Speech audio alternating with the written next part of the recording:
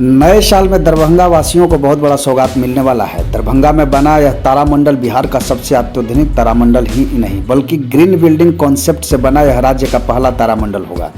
उम्मीद किया जा रहा है कि समाधान यात्रा के दौरान मुख्यमंत्री नीतीश कुमार 12 जनवरी को दरभंगा में स्थित इस तारामंडल को जनता के लिए समर्पित करेंगे। इसके निर्माण का पहला चरण को लगभग समाप्त कर लिया गया है तथा दूसरे चरण के कार्य का काम तेजी से चल रहा है। बता दें कि इस तारामंडल का आधुनिक तरीके से निर्माण कराया गया है, जिसमें पूरी तरह से सौर ऊर्जा का उपयोग किया जाना है। दरभंगा जिले के बेला स्थित पॉलिटेक्निक कॉलेज परिसर में बने तारामंडल का उद्घाटन मुख्यमंत्री नीतीश कुमार का समाधान यात्रा के दौरान 12 जनवरी को कर सकते हैं।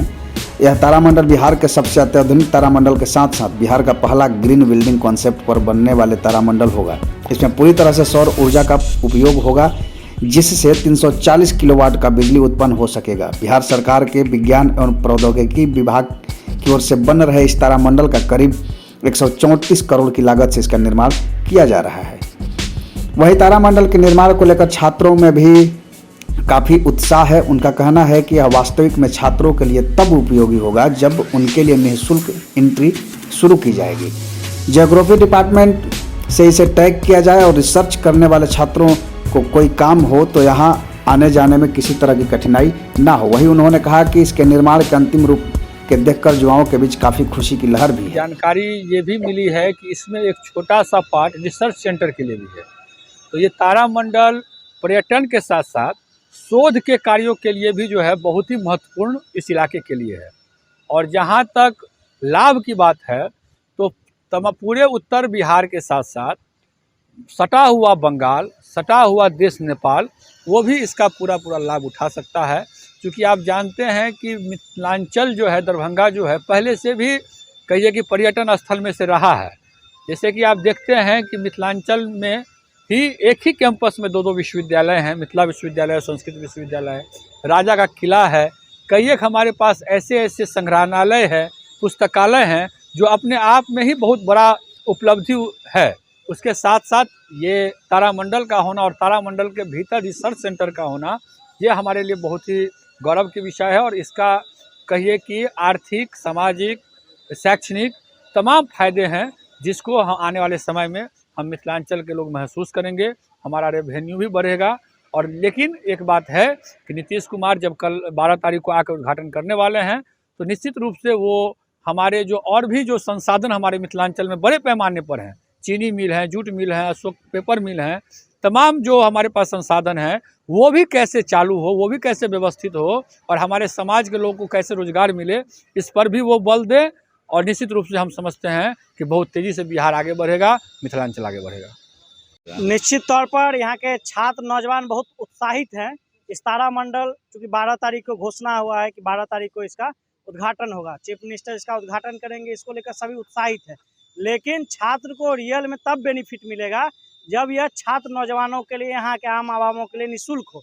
और आप जानते हैं कि बगल में दो विश्वविद्यालय हैं, यहाँ ज्योग्राफी के बहुत सारे ऐसे छात्र हैं, दर्जनों यहाँ रिसर्चर हैं ज्योग्राफी के, उनको भी। और हमको लगता है कि तारामंडल से यहाँ के ज्योग्राफी डिपार्टमेंट जो मिथिला विश्वविद्यालय के, संस्कृत विश्वविद्यालय के है, उसको टैग कर देना चाहिए। और जो रिसर्चर है उनको ऐसे ही फ्री कर देना चाहिए। जब उनको रिसर्च से संबंधित कुछ काम हो तारामंडल का तो आए करे। और यहाँ के छात्र नौजवानों के लिए भी ये मुफ्त होना चाहिए, तभी यहाँ के छात्रों के लिए, नौजवानों के लिए सौगात होगा। वही तारामंडल घूमने पहुंचा स्थानीय नजरे आलम ने मुख्यमंत्री को धन्यवाद देते हुए कहा कि इसके शुरू हो जाने से शोधार्थियों को काफ़ी मदद मिलेगी और दरभंगा को पर्यटन के क्षेत्र में नई पहचान मिलेगी। लेकिन इसके साथ साथ रोजगार सृजन के लिए बंद पड़े चीनी मिल, पेपर मिल पर भी ध्यान देना चाहिए। एम्स को लेकर तरह तरह की चर्चाएं हो रही है। जो यहाँ आए तो हम लोगों को बता दें कि दरभंगा एम्स कहाँ बनेगा। वही उन्होंने कहा कि जैसे मुख्यमंत्री नीतीश कुमार तारामंडल को देकर मिथिलांचल के लोगों को सौगात देने का काम किया है, ठीक उसी प्रकार बंद पड़े कल कारखानों को चालू कर यहाँ पर रोजगार का भी सृजन करें। मिथिलांचल की जनता की ओर से माननीय मुख्यमंत्री को बधाई देते हैं कि एक अच्छी चीज़ उन्होंने दरभंगा की, मिथिलांचल की जनता को दिया है। हम आशा करेंगे कि यहाँ आने के बाद माननीय मुख्यमंत्री जी और भी जो समस्याएं हैं उस पर गंभीरता से ध्यान देंगे। यहाँ एक अभी एम्स का बड़ा चर्चा है, हम आशा करेंगे कि 12 तारीख को वो एम्स के बारे में भी जनता को सही बात बताएंगे कि निर्माण होना है या सिर्फ दोनों गठबंधन मिलके जनता को मूर्ख बना रहे हैं। दूसरे यहाँ चीनी मिल है, आपको अशोक पेपर मिल है और कई इंडस्ट्रीज़ है जो यहाँ बंद पड़ी है। तो जिस तरह से नीतीश कुमार ने ये तारामंडल ला करके एक पर्यटन स्थल के तौर पे यहाँ की जनता को दिया है, हम आशा करेंगे कि रोज़गार से जुड़ा हुआ भी मामला को नीतीश कुमार देखेंगे और बंद पड़ी चीन मिलों को भी चालू कराने के लिए सुचारू रूप से उस पर पहल करेंगे। वहीं तारामंडल के प्रोजेक्ट मैनेजर नीतीश कुमार ने कहा कि यह तारामंडल लगभग 134 करोड़ की लागत से 2 फेज में बनना है। तारामंडल परिसर में 3 मुख्य भवन का निर्माण किया गया है, जिसमें 150 सीटों वाली प्ले ऑडिटोरियम सह साइंस म्यूजिक, 300 सीटों के ऑडिटोरियम सह थिएटर और 500 सीटों के ओरिएंटेशन हॉल बनाया गया है। यह पूरी तरह से 3D से युक्त होगा। 3D में साइंस सब्जेक्ट के कंटेंट होंगे। Solar parking pathway, roof of garden बनाए गए हैं। इसके अलावा cafeteria, lobby, science gallery, service building और कमल तालाब का भी निर्माण किया गया है।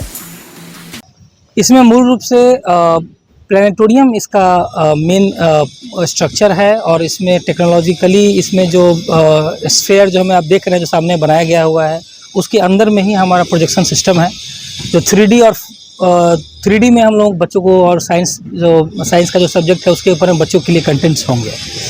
दूसरा है इसमें ऑडिटोरियम है जो 300 कैपेसिटी की डिज़ाइन की गई हुई है, जिसमें किसी प्रकार का कोई कार्यक्रम तथा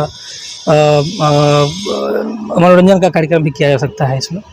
इसके अलावा इसमें कैफेटेरिया तथा छत के ऊपर में रूफटॉप गार्डन और सोलर पार्किंग की फैसिलिटीज़ भी दी गई है, जो भविष्य में पूर्ण रूप से सुचारू हो जाने के बाद यह बिल्डिंग ग्रीन बिल्डिंग के रूप में हो जाएगी। इसमें 340 किलोवाट का सोलर एनर्जी प्रोडक्शन यहाँ पे होगा। यह है। कब तक ये लोगों के लिए चालू हो पाएगा? ये लोगों के लिए 12 तारीख से चालू हो जाना चाहिए। हम लोग बिल्कुल अंतिम पड़ाव पर हैं। पेड़ पौधा लगाने तथा साफ सफाई के कार्यक्रम में भी हम लोग चले हुए हैं और आंतरिक रूप से किसी तरह का कार्य बाकी नहीं रहा हुआ इसमें। आपको बता दें कि पटना के बाद दरभंगा में बनने वाला यह तारामंडल बिहार में बनने वाला यह दूसरा तारामंडल होगा। तारामंडल शुरू होने के बाद निश्चित तौर पर मिथिला को विकास विज्ञान के क्षेत्र में नई पहचान मिलेगी। यहाँ के छात्र छात्राओं को एस्ट्रोनॉमी के रिसर्च में भी काफ़ी मदद मिलेगा। शिक्षा, कला, साहित्य के साथ साथ पर्यटन को भी बढ़ावा मिलेगा। दरभंगा से रमेश शर्मा की रिपोर्ट।